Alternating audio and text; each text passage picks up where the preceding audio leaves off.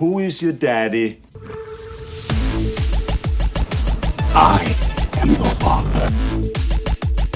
You fathers will understand. My father taught me many things. I got an idea. How about you all sit there quietly while I make dad noises? All right. You just want to keep talking about Monster Hunter World? Definitely. We totally could, right? Yeah. But no, that's not what we're going to do. We're going to spare the listeners here for episode 112 and talk about stuff that is not Monster Hunter World or really anything recent for the most part. So we're going to step back into history for a few minutes this week and talk about some of the best video games released in January, or really most notable, I should say. They're not always the best. Most notable January video game releases in history. And so that's what we're going to talk about this week. And I know that you won't be hearing this until the first week of February. We were going to talk about this last week, but we both jumped into Monster Hunter World, and the timing of it was just such that we needed to talk about Monster Hunter World. So it is what it is, but we just wrapped up, if you're listening to this in February, I thought a pretty solid final week of January. And we won't talk really about what we're playing right now because, spoiler, it's pretty much all Monster Hunter World for both of us. Although I am in Chapter 7 of Celeste, and it is amazing. My gosh. I had to say something about it. Yeah. I have one complaint, and I want to see if other people are having this issue. And I'm sure nobody is because it's Xbox related. But as you know, I own Rocket League basically on everything.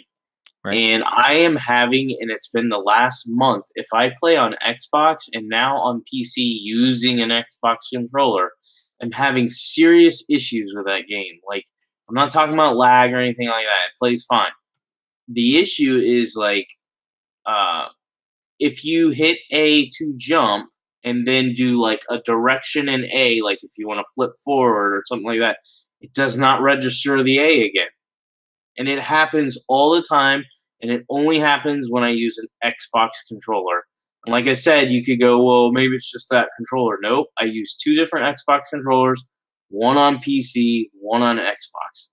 I don't understand it, because I'm definitely pushing the button down. And it's very frustrating. It's gotten to the point where I'm I will not play this game on PC or Xbox anymore. I have not had that trouble with my Xbox. And I use I was going to say to use a wireless controller, but I do too. I've never had. I think I'm having controller issues. Ever since I bought the Xbox One X, the one that came with it, if you don't have it plugged in, it just disconnects in the middle of a game. So I did not notice these issues with Rocket League until after I got the Xbox One X. And so then you would go, well, why are you having issues on PC? Well, that could be because I'm using a different controller now on PC that I was using before. So I don't know.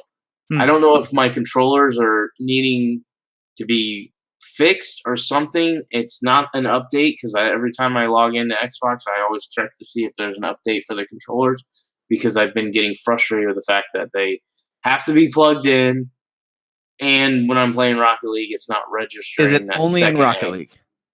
Only in Rocket League. So any other games that require a quick reaction using the A button to jump, any kind of first-person shooters, no problems? I haven't noticed any issues. It's just Rocket League. Well, then maybe it's more of a Rocket League issue with... Yeah, but Xbox. It just seems weird that I would be the only one that is probably experiencing this. But anyways, if there are any listeners that have played Rocket League recently on Xbox, help us troubleshoot. Troubleshoot for me. None of you are going to help me. Nobody likes me. It's fine. Whatever. Let's just talk about Monster Hunter and how I'm already 30 hours into this game. It took me a whole year to get 30 hours into Persona 5. And I'm whatever. I had this game for 5 days. So that tells me two things. Hours into this game. That tells me that Monster Hunter World is a great game, and I totally agree. Yeah. I'm really enjoying it. That also tells me that Persona 5 incredibly overrated. Those are the two things that it tells me. So, if you want to hear, I would love to agree with you, but you like Celeste, so I'm not. Celeste is amazing. Celeste, gosh, it's so good. By the way, Celeste has a surprisingly just the way you hit the button and it jumps. It's awesome. Yeah. The jumping feels good. The climbing feels good. But really, the story is about like depression and like anxiety SJW.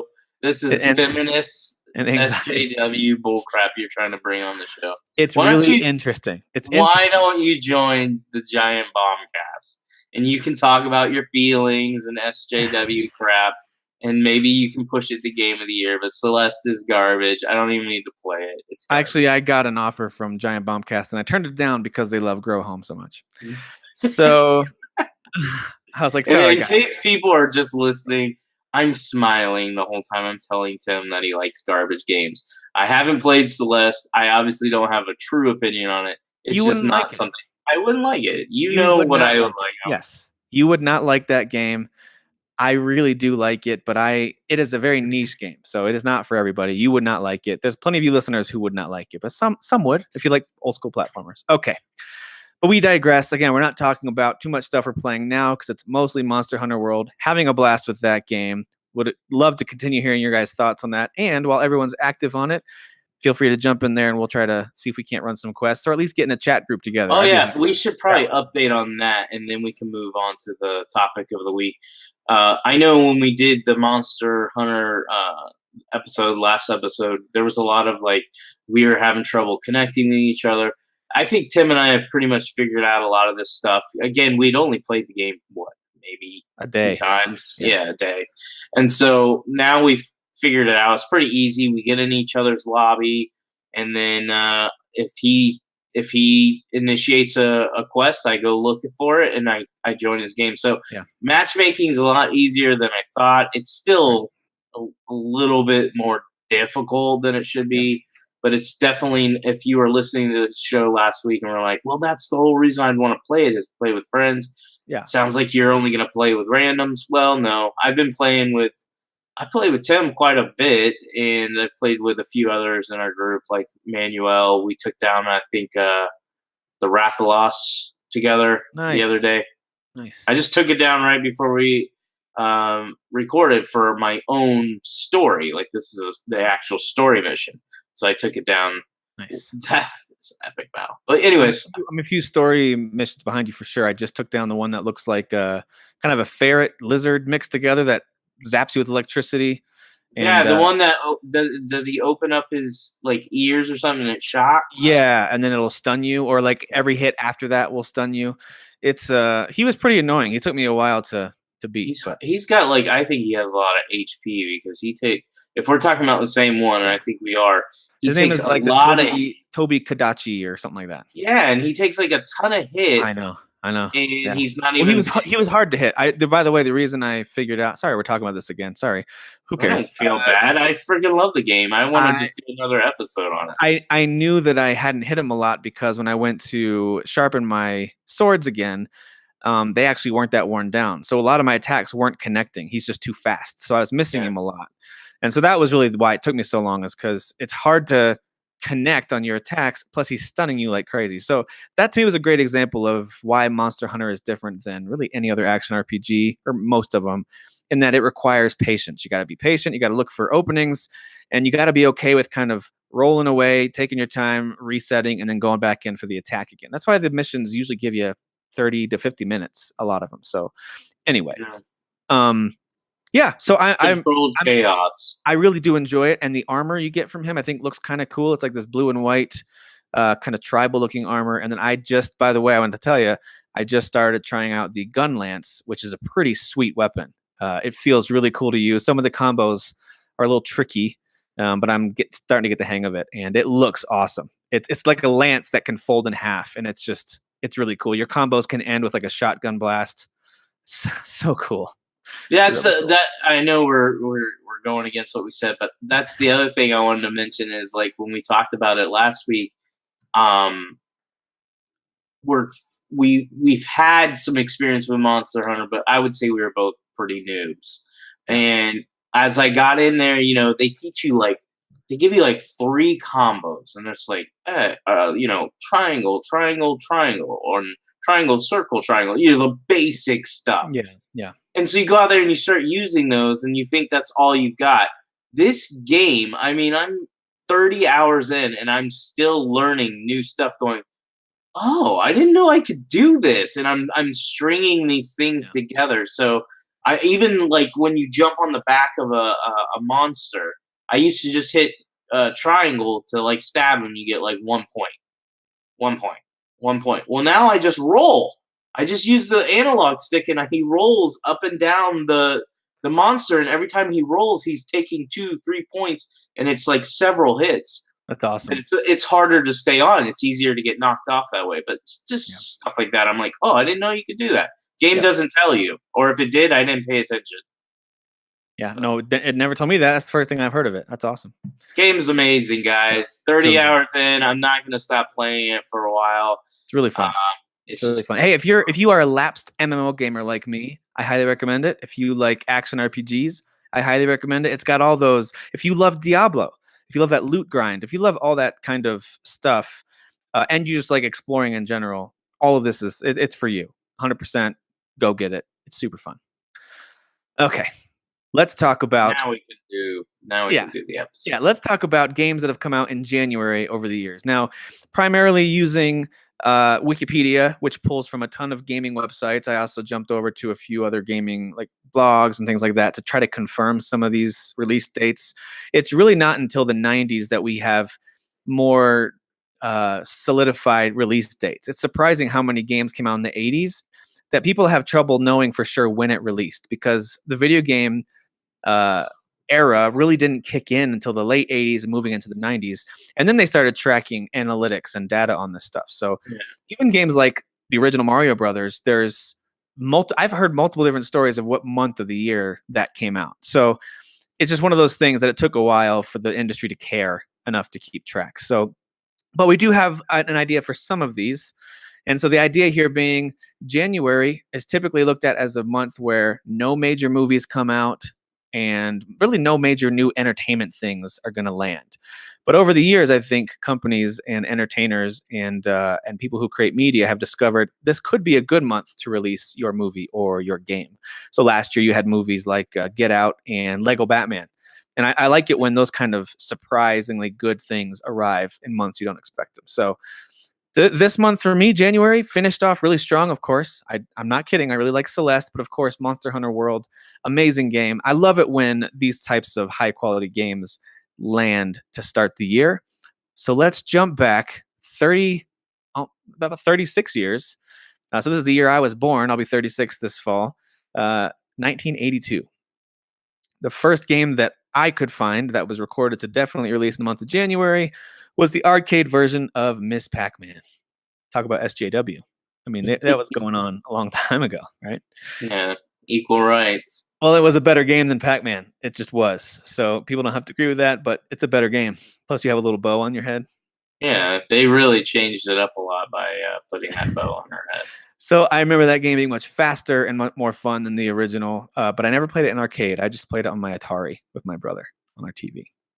So Miss Pac-Man came out in 1982 from Midway in January. And then there were several other games that were kind of in the first quarter window over the next 5 or 6 years, but I couldn't really get a definitive source to say, yes, this came out in January. So I went ahead and skipped ahead till I could find some definitive dates on stuff. So Super Contra was the next one that I found. That came out in 1988 on the arcade, PC, and NES from Konami. By the way, there's a pattern here. Companies like Konami and Capcom, they love releasing January games. Yeah. It's like one of the favorite times to release games. And that continues through today.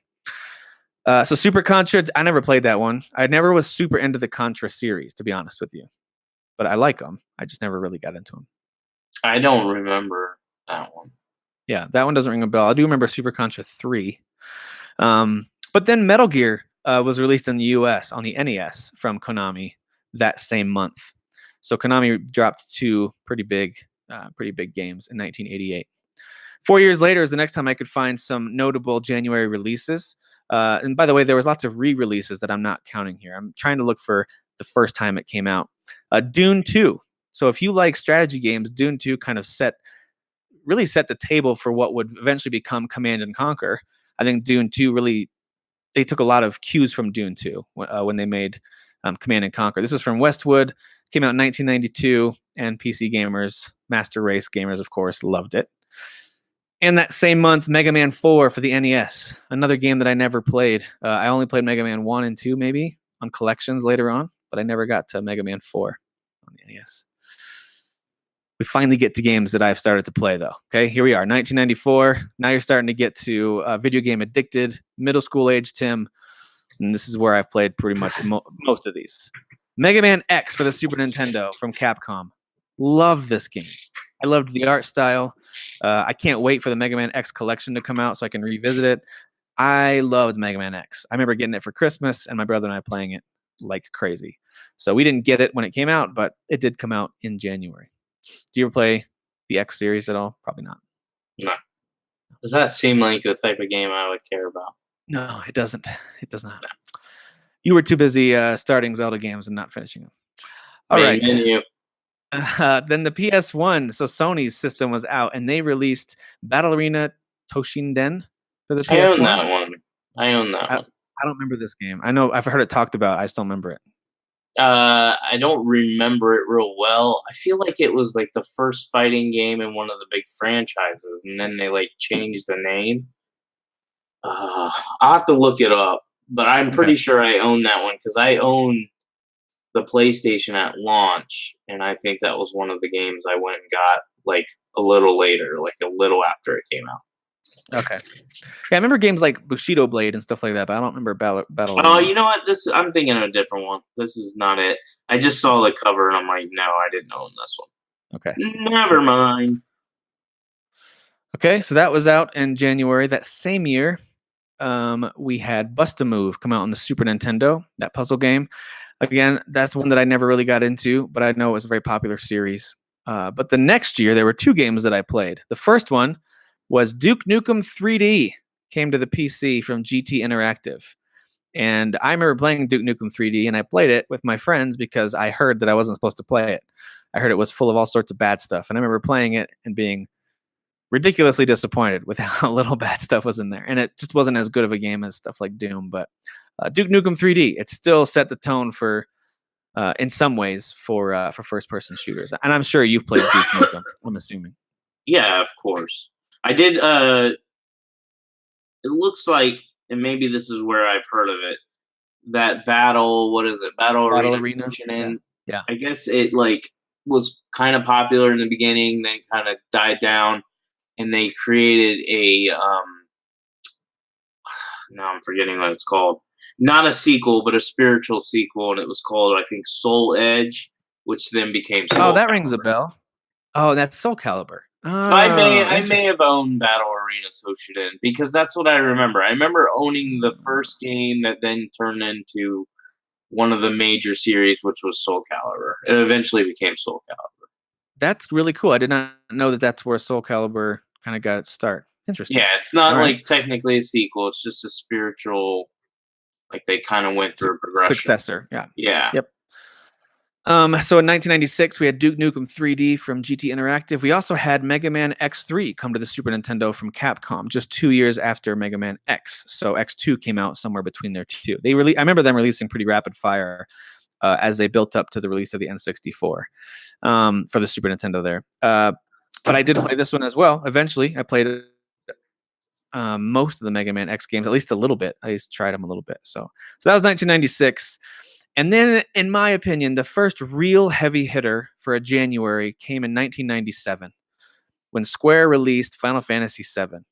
And you could make an argument this is when the video game industry, which was already on the rise, if you were looking at a bar chart or a line graph, this is when that really took a steep jump straight up.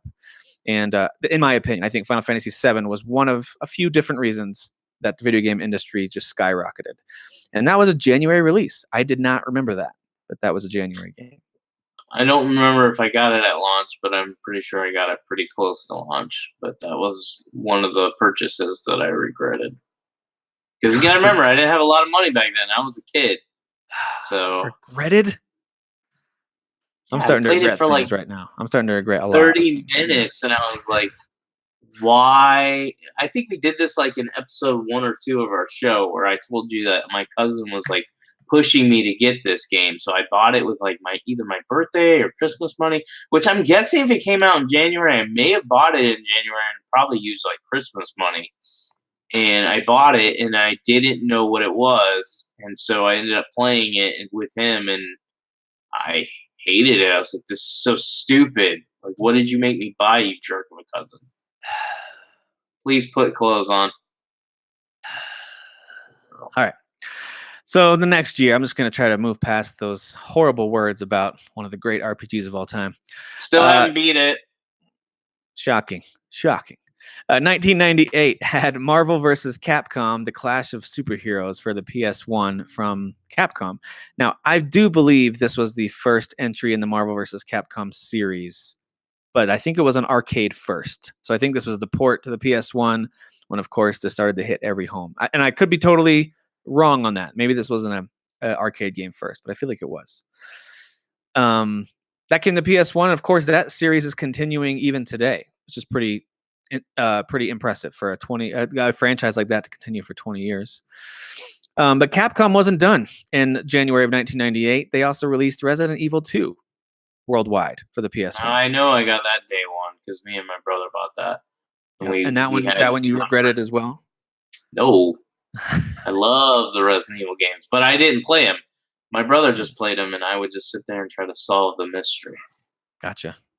Well, that month was a pretty strong one because just 1 year after releasing Final Fantasy VII, Square released Final Fantasy Tactics on the PS1 the following January in 1988. So it was a double dip in the Final Fantasy world from Square during that month of the year. Are you okay over there? Yeah, the family's home. I was going to try to block the camera. Oh, okay. All right. There you go. Fair enough. Now you just get my face. Well, you can still see them. No, whatever. There he comes. There he is. Most beautiful. Say hi to Tim. There you know who it is. Whoa, what are you doing? He's saying hi. He's waving to you.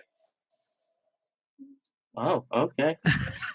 What was with the foot? What was the I don't foot know. about? I don't know what that is. Yeah, that was an interesting foot lift we had going on there. You need to wash your hair. Go. Yeah. All right, go take a bath, boy. Yeah. Derek, go wash your hair. All right. We also had Bomberman World come from Hudson on the PS1 that same January 1998. So 1998 was a pretty busy year.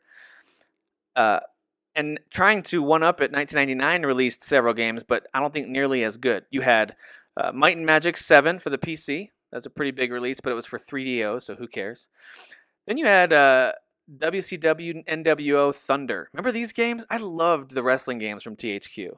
Now, I much preferred the N64 ones to the Thunder game that came out to PS1, but it was still an entertaining game. I always loved. That's when I was really in the thick of following wrestling, like the white trash that I sometimes am. So, and then after that was Silent Hill for the PlayStation 1, the first game in that series from Konami. So, of course, Silent Hill, I think a lot of us who weren't really into the Resident Evil games just saw this as a Resident Evil knockoff. But if you experienced both games, you know they're very different.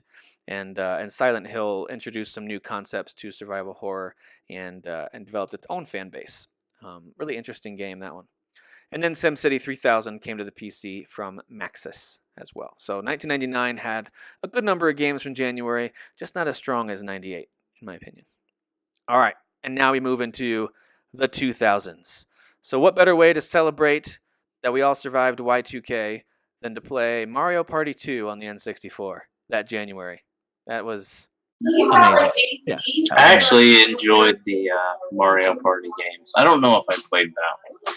I think I actually started Mario Party games in the GameCube generation, but I did enjoy them. For a while there, I played a lot of them. I enjoyed them too. I remember playing them on the N64. I don't know if I played Mario Party 2 or not, but I definitely played one.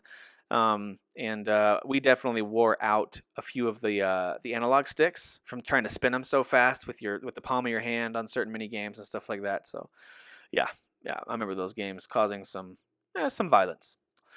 All right, so that was the year 2000, and then 2001 saw the release of the uber popular PC game RuneScape, which I believe lasted for a long time. I know it was still, even in most recent years, I remember it still being a thing. So people played RuneScape for quite a while. That came from a company called Jagex, something like that. So that was a major release on the PC. You also had the game Oni. It was a third-person game from Bungie West on the PS2 and PC. Not one that I've ever played, but I know it's one of those ones I recognize the game cover for it. So Oni came out in January of 2001 as well. And then a mega release for the Dreamcast. Remember the Sega Dreamcast? That was a pretty solid console. It was Phantasy Star Online. Came out that January of 2001 as well from Sega. And really, it was only a matter of time before Sega backed out of the hardware business and jumped into just games only. So, yeah, Phantasy Star Online was a pretty major one from 2001 as well. And then we jump ahead 2 years. In 2003, we had Panzer Dragoon Orta for the Xbox. I'm assuming you played this. I definitely didn't. No, Oh, okay. not my style. Fair enough. Panzer Dragoon. I know that's one of those games that people talk about bringing that IP back, but of course, Microsoft. I think they did. They did at the they did. launch of Xbox. Shows what I know. I wouldn't even play it then. And you wouldn't even play. Yeah. Why bother? And then Maxis released SimCity 4 in 2003 during that January month as well. So Maxis being known for releasing some of their SimCity games during that month as well. And then one of, I think, kind of the hidden gems of the PS2 era was The Getaway from Team Soho for the PS2. I thought this was a really solid GTA clone. Actually, it was more like LA Noire, not looking back on it, than GTA, because it didn't really have an amazing open world, but it had some really fun gunplay, some third-person gunplay, and a very cool Guy Ritchie style lock, stock, and two smoking barrels style story. I thought The Getaway was great. Now, if I revisited it, I'm sure I would say, wow, this is garbage. But back then, I thought it was very cool. Unfortunately, the follow-up game was nowhere near as good. And then we had Devil May Cry 2 in January of 2003 as well. Devil May Cry 2 came to the PS2, also from Capcom. And I'm not kidding. Capcom loves to release games in January. They love it. So Devil May Cry 2, which I did play that, and I liked that one a lot. Very cool. That's the one everybody hated that I thought was okay. I enjoyed all it. I didn't beat it, but I played it a good amount. Yeah, I enjoyed all of them. It wasn't until the God of War series came out that I started to realize, Devil May Cry is just not as good when it comes to this kind of third-person action game. I thought God of War was a better version, but Devil May Cry was fun. There was still nothing better than doing a big uppercut, knocking the enemy up in the air, and then just unloading your pistols on them. I always loved that. Just an FYI, Eli's just in his underwear. So you're going to have to blot him out. Because I even turned the camera off. I'm like, Eli, I'm recording. He says he's like good. I'm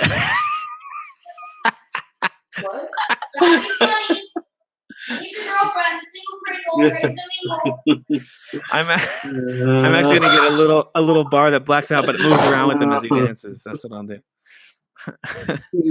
So, now they're gonna go fight because Ian was making fun of them. But okay. Yeah, all right, we'll let them fight. We'll see what happens. No shame to his game, apparently. All right, then we had in 2004 in January they released Fallout Brotherhood of Steel for the PS2 and Xbox. One that I never played, but there you go. I don't even remember that one.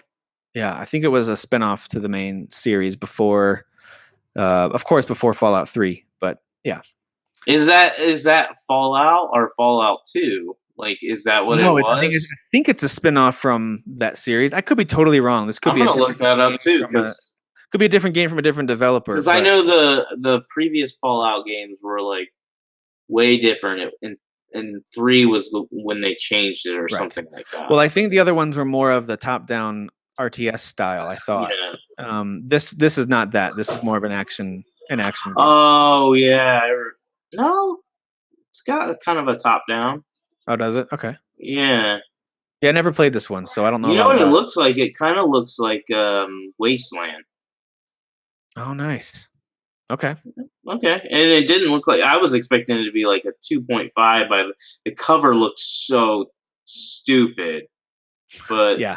It's a cheesy cover for the sure. Metacritic is a 64, and it got like a 7.5 from IGN. Well, there you go. Fallout Brotherhood of Steel. And then the next year, 2005. So that was the lone main January release from 2004. 2005 saw a number of major releases in the month of January. Some of them I care about, some of them I do not. The first three I definitely do. You had Legend of Zelda: The Minish Cap into the GBA. That was from Capcom. I'm telling you, Capcom loves January.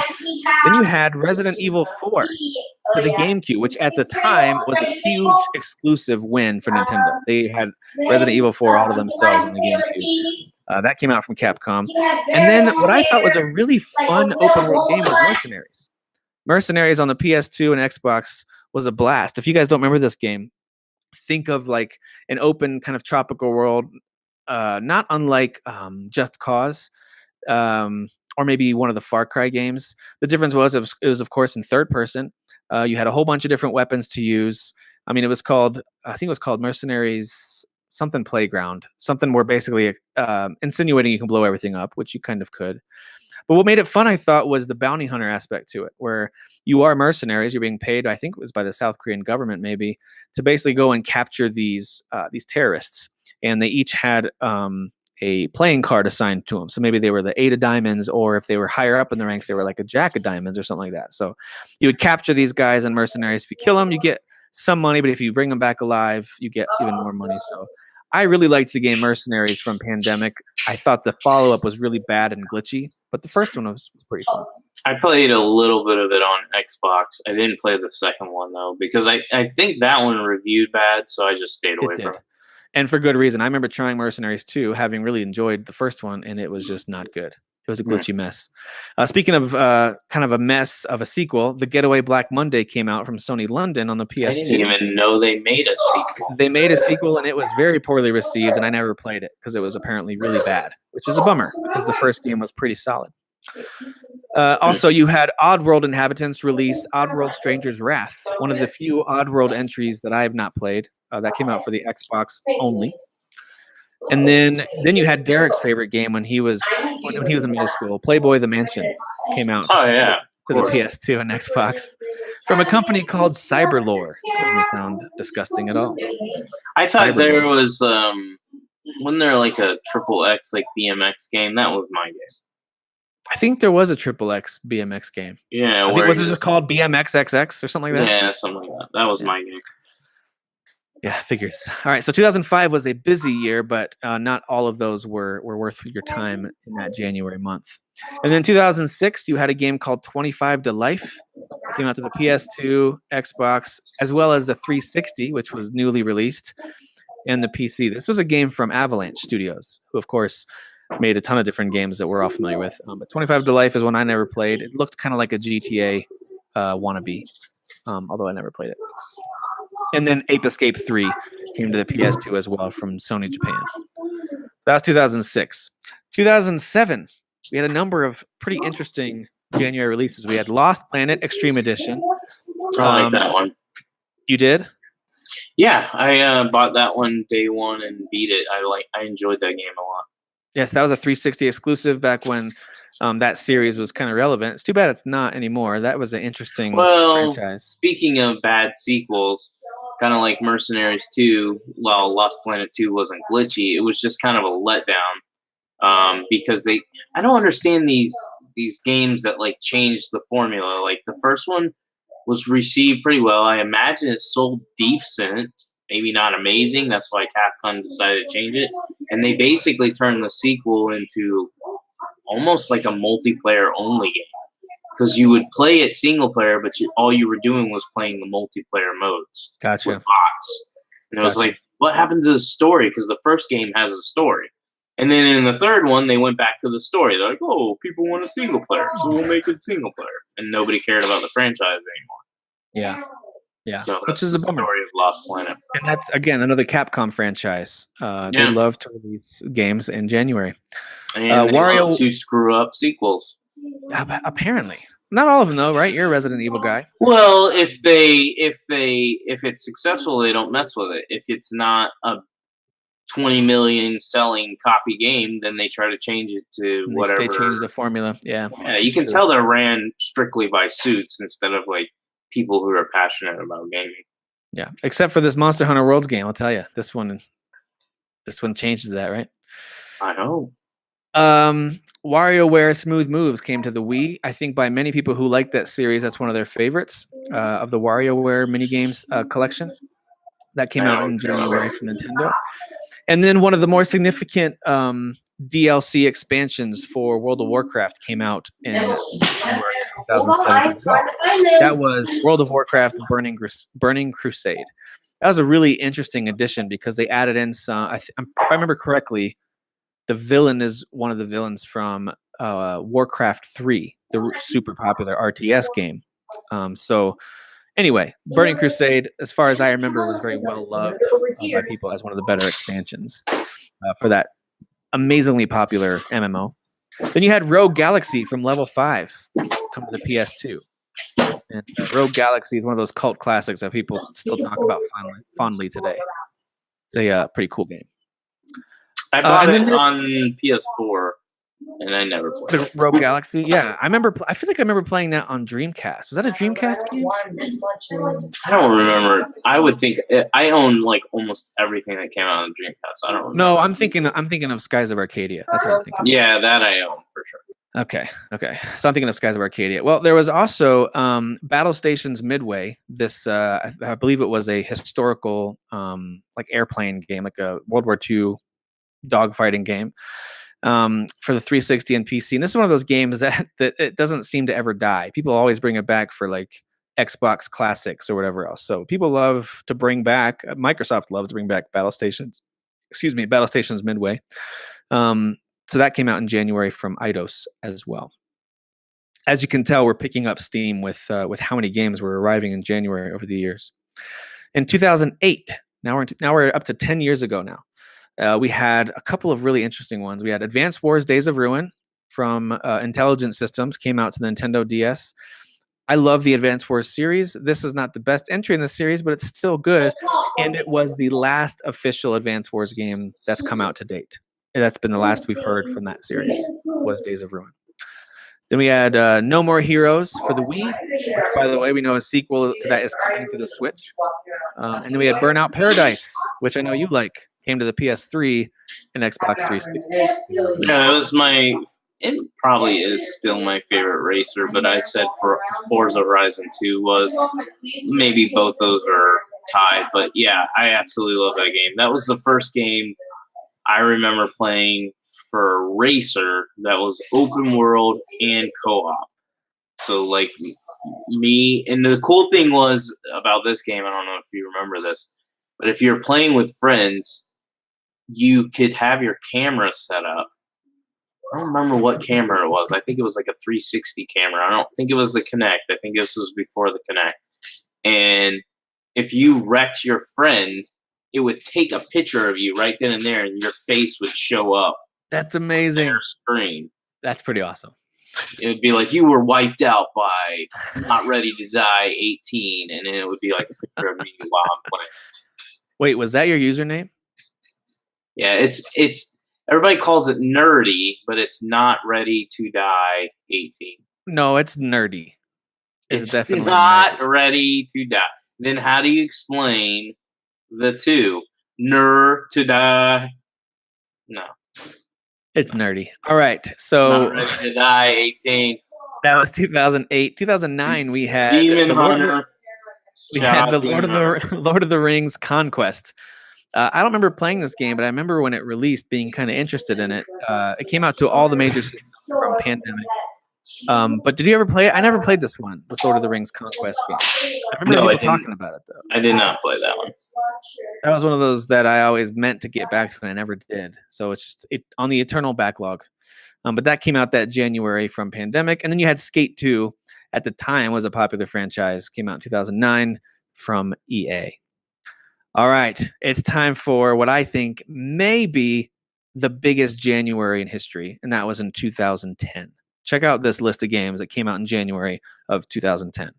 You had Bayonetta arrive on the PS3 and 360 from Platinum. You had Darksiders come to pretty much every platform from THQ. You had Army of Two 40th Day, the sequel to Army of Two, came out from EA. You had Dark Void, which I think has gone on to become somewhat of a cult classic. People still like Dark Void on the PS3, 360, and PC. You had Mass Effect 2 arrive on the 360 and PC from BioWare. Then you had MAG, this gigantic online multiplayer shooter for the PS3. It was touted as having 256, I believe it was, players all at once. Came from Zipper and Sony. And then you had No More Heroes 2, Desperate Struggle, the sequel, came out to the Wii, all within that same month. So that opening January of 2010, crazy. One of the biggest ones, I thought. Yeah, that I actually remember that month. For sad reasons, but I was actually unemployed at the time, and it was the month before I got hired at Chase, and I used like the last little bit of money we had to buy Darksiders because I was a terrible person that was like, I gotta have this game. But luckily enough, I ended up getting a my job. kid can eat next month. Exactly. It'll be fine. Yeah. And that I was traded I think it might games to get Mass Effect 2. I remember trading stuff to get Mass Effect 2. There's another big January coming up that we'll talk about, but I think that one is in contention for maybe one of the best Januaries in history. And then we had 2011. A number of pretty interesting games came out. Some major ones. It was one of those games that I think you hit a lot of niche gamers. So you had Lost in Shadow, the Wii game, which by the way I think is also on the Wii U on their eShop from Hudson and Konami. People love that game, although I never played it. DC Universe Online came out to the PC and PS3 that month of 2011, and Little Big Planet 2 came to the PS3, Dead Space 2, and Two Worlds 2. So a bunch of sequels came out that month in 2011. And so I think it would keep you busy if you were a fan of one of those series. A pretty wide variety of stuff that arrived then. Now, Two Worlds is a series I never got into because it always reviewed mediocre to poor. Was that ever one that you played? You're on mute.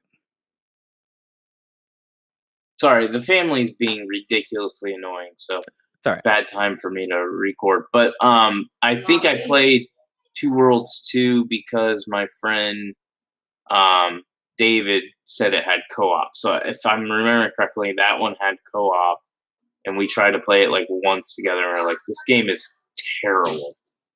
So I just sold it back immediately. Gotcha. All right, well then we had 2012 had Mutant Mudds, which is of course a franchise that's continuing now onto the Switch even. That came out to the 3DS from Renegade Kid. You had Final Fantasy 13-2, which everyone loves, came out to the PS3 and 360. I'm pretty sure 13 is the favorite of most Final Fantasy fans. I still think the Final Fantasy 13 games were fun to play. The problem was they were bogged down by... I thought 13's story was actually pretty good. It was a little crazy, but it was still pretty good. It just had a lot of bad characters, and it got beat up for being linear.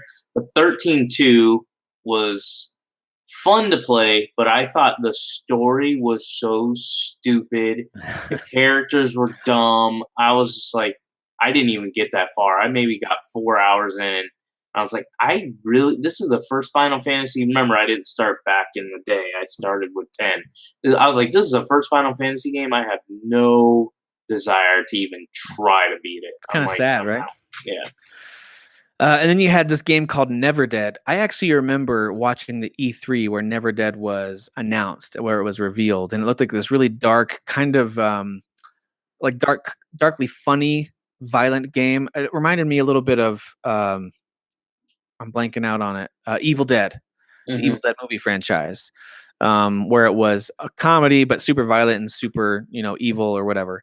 But apparently it was really bad because this game has horrible reviews. So Never Dead came out, and I don't think we've heard from that. Oh, I remember that. This is the one where like you can like get cut in pieces, but they move around or whatever. Yeah, like you can carry your own head and all that kind of stuff. IGN gave it a 3 out of 10. Yeah, people. I remember this. I remember being revealed. I actually think I pre-ordered that one. Well, that's And because the then reveal was cool and stylish and looked interesting. Yeah, and then when But- I went in the store the day it came out, all the reviews came out, and I actually, Yep. and I didn't do this a lot back then. I actually canceled my pre-order. They're like, "Why?" I'm like, "Cause I'm scared of this game. Like, it's getting terrible reviews." Yeah, that was a good decision. So to follow up from your horrible decision a few years earlier, that one sounds like it was a better decision. What's horrible? Darksiders. Darksiders was good. Family can. I didn't have that many kids back then. Oh Pretty wait, sure- I had all three. Pretty sure we Never got mind. some nudity going on in the back again. Eli, put clothes on. Towel. Are you naked? Naked? Oh, yes, I am. Eli, I don't want you nude on the show anymore. Once is enough. I wasn't trying to. You have to tell him. Oh yeah, you're trying real hard. I mean, you came out here in your underwear and you started dancing. All right. Attempting to move on here. 2012 finished off the month of January with Soul Calibur 5. Which is a From great game, by the way. Namco Bandai. Yeah, I know people love their Soul Calibur 5. And of course, Soul Calibur 6 just recently announced should be coming out this year. I'm actually really excited for that. I don't get excited by fighters anymore. Like, I don't even think I played more than 30 minutes. Okay, that cup was blocking your penis. Please put an underwear on. I'm trying to find Like, my towel. Like, are you doing this intentionally? No, I need a towel.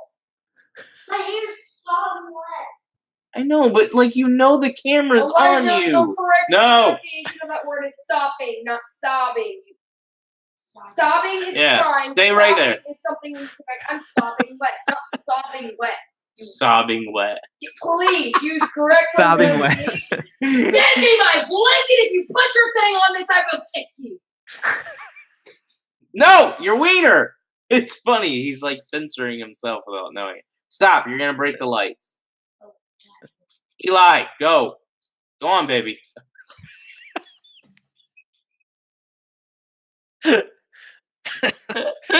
It's hilarious how like the house is set up. Like his penis was out, but the chair was blocking I it. know. And then he just ran away and his butt was hanging out, but the cup was blocking his Like butt. I'm That's all. totally gonna have to put a black bar over like that whole half of the screen. But you're right. Like I think everything was technically covered. I think we're good. But I'll put a big black bar. Uh, And a purple outfit. For those of you who are just listening, just know that Yes. Eli has been strutting across the back of Derek's house, like in the background. Which, by the way, you can just turn your camera to face the wall. That would save us a lot of trouble. But he's been strutting around behind Derek completely naked. And everywhere that he's walked, there's been some conveniently placed object in the house that has blocked this from becoming quickly illegal. So it's been interesting. It's been interesting. Okay. Yeah, but I can't really turn it because like my computer and everything is Ah, on I this hear side. I'm just messing with you. Let's I move know, on. it just sucks. 5 years ago, 2013, in January, we had the first entry in Kentucky Route Zero. Act 1 came out. Now, Oh yeah, I don't know what that is. I'm pretty sure they just announced that the final act of Kentucky Route Zero is coming out now. That's way too long for a game to take to get all its acts out if it's like a season or a series. Maybe they need to get their act together. Good one. Well done. Hey, Eli, nice to see you clothed, buddy. Tim All is right. saying he's happy to see you with clothes on. You just look All right. like get over here. Get over here, boy. And then that same month, January 2013, you had Ninja Theory and Capcom team up to release DMC Devil May Cry, kind of a alternate timeline release of the Devil May Cry series, or a reboot, I should say, of the Devil May Cry series. I love that game. This month was actually awesome for me because I got DMC, and then I'll just say the other one, Nino Kuni, Wrath of the White Witch. That's right. Came from level 5. Yep. Yeah, and I actually beat that JRPG. There you go. Isn't that crazy? I stuck There you with go. it. Yep. So that was 2013. 2014 saw the Banner Saga come out to PC and mobile. We had Octodad, The Dadliest Catch, which is one of those games I've never played, but for some reason it keeps getting released on every system, and I'm not sure why. Then we had Nidhogg, come out to PC in 2014, and Might and Magic X Legacy came out to PC as well. So kind of a PC-centric January for 2014. Nothing really for me. It wasn't until the next year, 2015, which, by the way, Yeah. still one of my favorite years of gaming.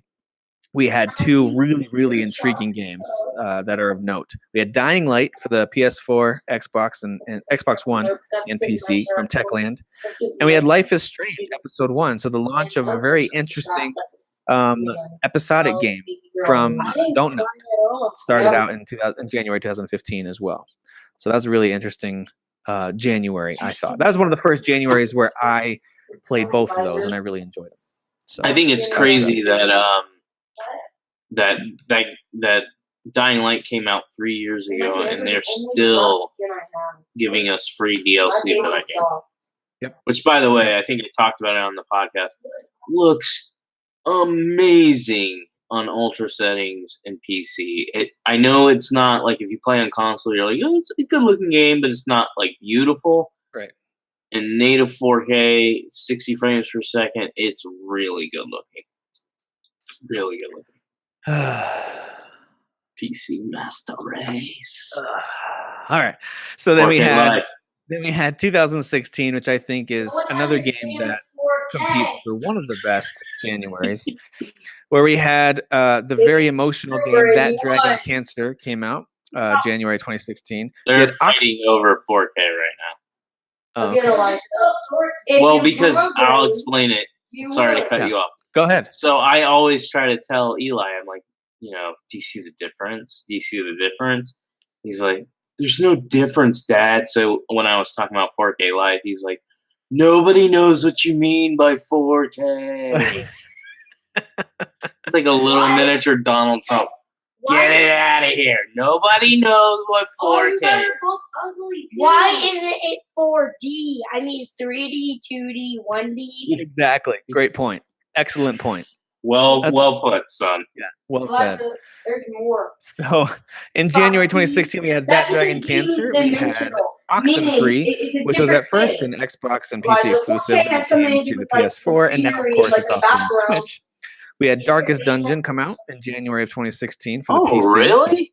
2 years ago? Crazy. Yep. We had Minecraft Story Mode launch from Telltale in January 2016. We had Mario and Luigi Paper Jam come out to the 3DS. We had Final Fantasy Explorers, a game that you and I briefly tried. Which wow, we knew each other that long ago? Which, yeah, we did, sadly. This was the first month of us doing the show together because we tried Final Fantasy Explorers and it just wasn't a great game. We played it once and we were like, oh, it's pretty cool. And then we were like, really inside, we were like, we don't know each other that well. We both want to say that this is garbage. It's so true. It was garbage. Which is funny because now 2 years later, we're teaming up to play a game where you go out on quests and fight giant monsters. And boy, is it a way better experience. Yes. Yes. So, and then also in January 2016 came really, I think if you and I had to think about it, our game of the year from that year, and that is The Witness. Oh, yeah. For the PC and PS4. It's our favorite game ever made. I just bought it again. Like, basically, I own it on Xbox already. I paid whatever the full price was, $40. Yeah. And then I saw it was on sale for $10, so I called Microsoft again. I said, "That's great." Can I please buy this game? Yeah. And they said, "Sir, you own it on your account." I said, "Yes, but I want to buy it again." They're like, "Sir, but you own it." I was like, "I know. I just want to buy it again." But it's that good. Clear it from my account and let me purchase it again. Yeah. No, I like, hear you. Okay, I'll do that. It's just $10. I said, "Can you please charge full price?" You know what's cool about when they announced this game? I remember thinking to myself, if only I could walk around slowly and solve old puzzles. I thought you were excited about it. I was never excited about The Witness. I thought you were. No, I remember being interested based on the hype train of it. But when I finally played it, I was like, I don't know. No. All right. And I'm sorry for insulting it. I know a lot of you who listen do like that game. I'm sorry. The Witness. I think there's like 2 people that liked it, and one of them stopped following us and stopped listening to us. Oh, that might be true. That might be true. He got angry at us. Yeah, Mainly me. Because you trigger everybody. All right. So 2017. We're almost done. We're wrapping it up. 2017. Oh, we got We had that. Gravity Rush 2, which, by the way, I have installed and ready to play, but a certain Monster Hunter game keeps distracting me. I didn't like it. I only played a little bit of it, and I just didn't like the style of it. But I'm gonna keep going. I didn't. Hey, can we not fight? I'm being murdered. Gosh. So Wednesdays probably not a good idea. Yeah, that's what I'm thinking. Yeah. But yeah, I tried it for. I probably played 30 minutes, and I'll have to play more. I didn't love it. Okay. All right. So Gravity Rush 2 came out last January. And then, of course, we had what is clearly the best game to ever release. There's no doubt about it. And that's Resident Evil 7. Because Capcom just can't stop releasing games in January. That's what it is. But Resident Evil 7 came out last January. That was a pretty significant release. Yeah, I think January of 2017. I won't say it's the best January of all It's one time, of but them. it's Yeah. one of my favorites because I ended up buying 3 of these games, and I think Yeah. all 3 of them are And good. you had Tales of Berseria come to the PC and PS4, as well as Yakuza 0 as a PS4 exclusive, Yep. all last January. So pretty solid month last year to kick things off. And then this year, now that January has wrapped, we know officially what games have released this year. We had Lost Sphere came out, which, by the way, I'm a little behind on getting to that game because, again, other things have distracted me. I do plan on playing it, but now it might have slipped through the cracks down into the backlog. So we'll see when I get to that one. That's the only reason why I didn't buy it. I mean, I wasn't hyped for it, like you and Mark Allen were excited for it, but I was like, there's no reason to buy this because even if I don't like Monster Hunter, I didn't know if I would play it, but the chance that I would like Monster Hunter meant I wouldn't even touch this game, at all. Well, I have a feeling that it's a $50 game, as we talked about. I have a feeling it's going to see some sort of, even if Real it's just even like a 10 to 20% discount. I can see myself grabbing it on the Switch when that happens, but we'll see. Oh, you and didn't then buy it? I thought you bought it. I haven't bought it yet. No. That's and actually then smart because I wouldn't buy it until it goes on sale. I think it'll go on it's just a sale. little too expensive for the type of game that it is. I don't know why.